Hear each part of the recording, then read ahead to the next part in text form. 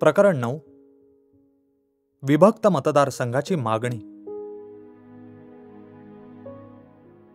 1927 साली ब्रिटनमधील हुजूर पक्षाच्या सरकारने भारतातील घटनात्मक व्यवस्थेचा पुनर्विचार करण्यासाठी सर जॉन सायमन यांच्या अध्यक्षतेखाली इंडियन कमिशन नेमले. या कमिशनवरील सर्व सभासद गोरे होते.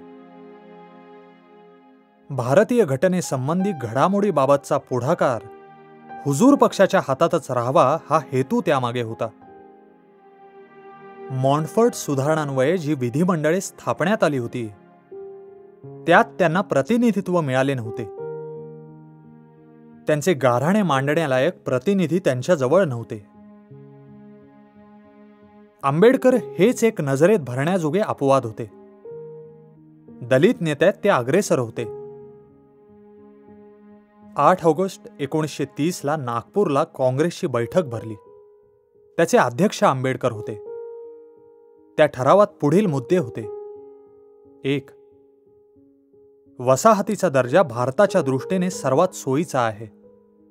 2. काही अधिकार सुरक्षित ठेवून ब्रिटिश सरकारने ताबडतोब हिंदी लोकांवर जबाबदारी सोपवावी. विधिमंडळात दलितांना पुरेसे प्रतिनिधित्व मिळाले पाहिजे. 4.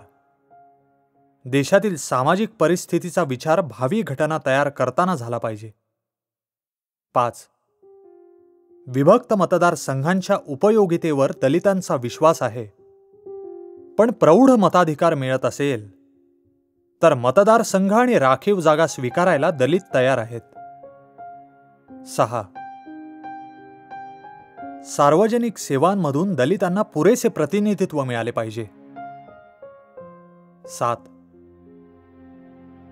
लष्कर हा जरी राखीव विषय राहिला तरी हिंदुस्थान सरकारच्या कार्यकारी नियंत्रणातून तो काढण्यात येऊ नये.